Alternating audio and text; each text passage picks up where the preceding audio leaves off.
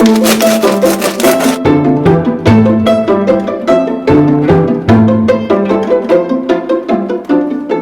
are a lot of breads that have a high maintenance reputation, but really good bread can actually be made simply and quickly. In fact, you won't find a faster from scratch bread recipe that doesn't require a steep learning curve than this. You'll only need 4 basic ingredients. You'll make the dough once in minutes, but the rest stays fresh for up to 10 days in the fridge. You won't need a digital scale or fermented dough starter. And better yet, you won't be left with sticky floured countertops. I mean, this recipe is a winner. This recipe is so quick that I'm going to show you how to make a regular and gluten-free loaf. And sliced side by side, you'll be hard pressed to taste or tell the difference. Let's get started. Start with lukewarm water, which has a temperature range between 105 and 115 degrees.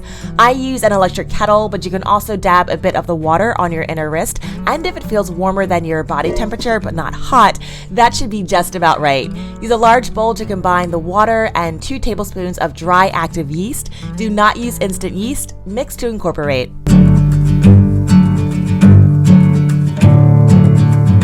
Next, take 6 1/4 cups of unbleached all-purpose flour and add it to the bowl. The final ingredient is salt, which you'll want to be an unrefined mineral salt like Redmond's Real Salt. Use a spatula, whisk, or better yet your hands to mix until the flour is fully incorporated. Your dough will be sticky and unstructured, not kneadable.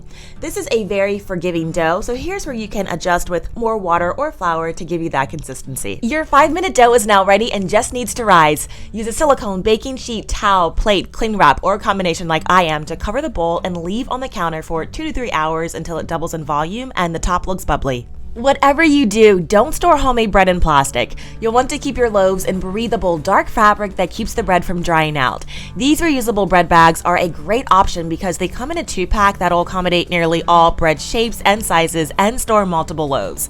There's no drawstring, just fold and clip to lock in the freshness, which creates the perfect portable handle to take your bread anywhere. From high-top loaves to croissants, consider an eco-friendly alternative to single-use plastics. The link for these bags is in the description box below. After your bread has completed its rise, you'll have 2 options. The first is to portion your dough into lidded, not airtight containers and use it over the next 10 days.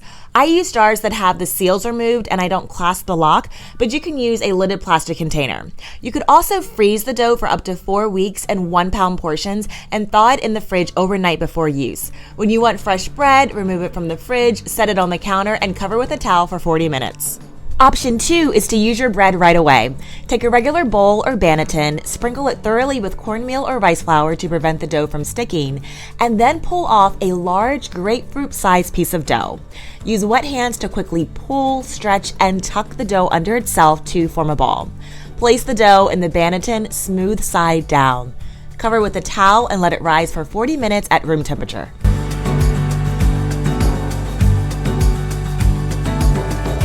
About 30 minutes prior to baking, preheat your oven to 425 degrees and place a Dutch oven with the lid on inside of the oven to heat up. You'll need quality parchment paper for this next step, and this is a heavyweight, high heat, natural, unbleached, nonstick brand that's really good. Place a piece of parchment paper over your banneton and then gently flip the loaf over so that your loaf is now on the parchment and out of the basket.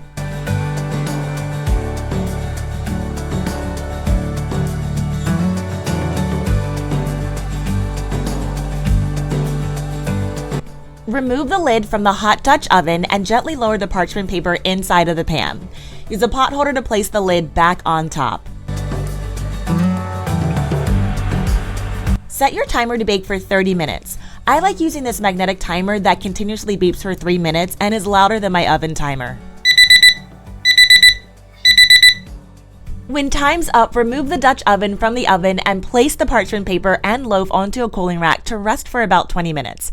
With minimal effort, you've just created a gorgeous loaf of bread. But wait, it gets better. Listen to me slice this loaf. Now, honey, take a look at the stunning nooks and crannies that are oh so soft when you press down. I'll cut another slice so that you can see this is consistently what you'll get throughout the bread. A crunchy exterior and soft textured interior that's flavored just right. We're not done yet.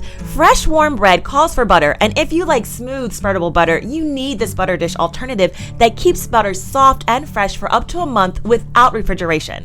I'll link to a video where I show how to use it and all the ways our grandparents knew how to use and store butter better. But would you look at these spreadable results? Now, last week I made homemade jam and I had a hankering to add a dollop of that on top. Y'all, this is just bread bliss. It's hard to put into words how this tasted because fresh bread is more than a taste, it's a feeling, but I think you've got the gist.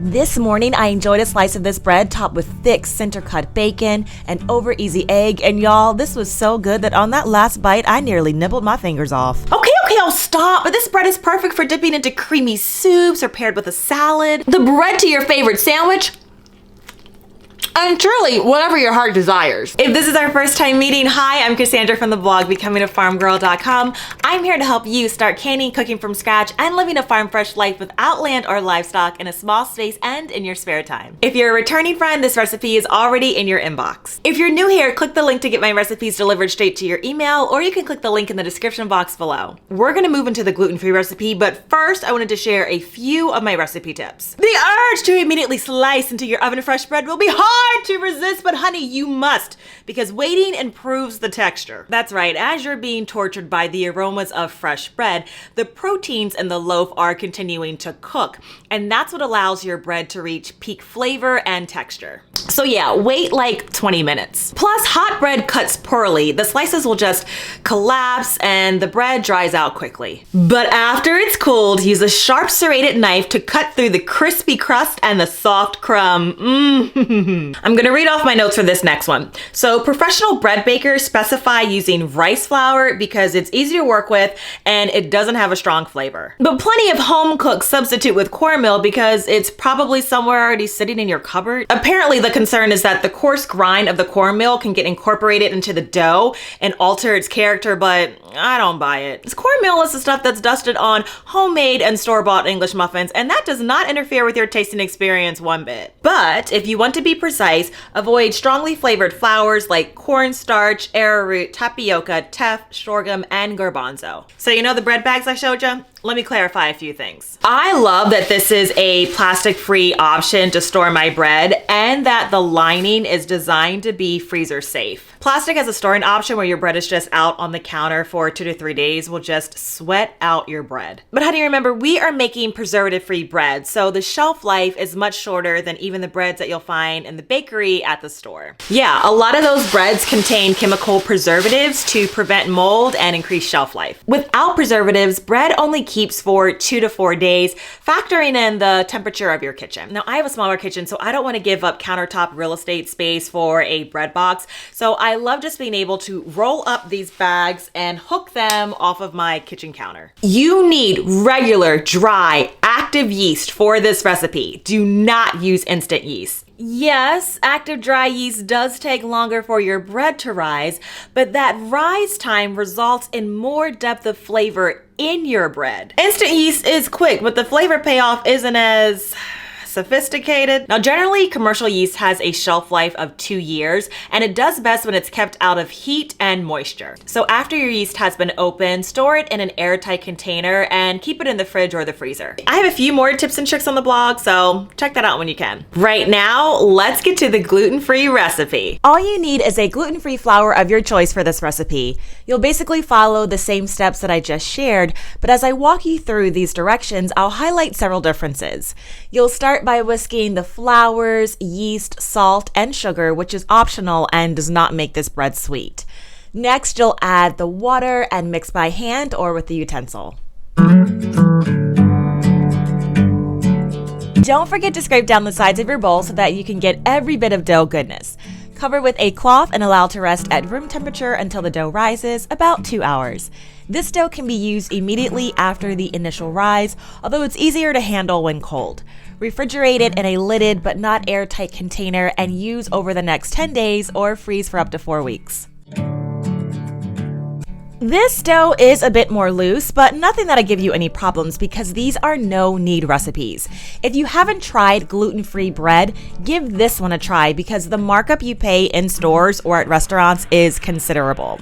Now, while my family doesn't have a gluten intolerance, I prefer to switch between regular and gluten-free breads because of the health benefits for people who aren't allergic to it, such as it being low inflammatory and easier to digest, especially when I've eaten richer foods in the week.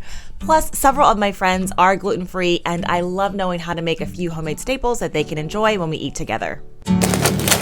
And there you have it, a regular and gluten-free homemade bread recipe that takes just 5 minutes of hands-on time, keeps for 10 days in your fridge, and isn't fussy. In the end, all that matters are the results, and let me tell you, this loaf comes out just as flavorful and moist as the first. Take a look. If you love homemade recipes and you want to see an entire week's worth of from-scratch breakfast, lunch, and dinner recipes, click the video that's on your screen. I'll see you in my kitchen or garden soon. Take care, friends.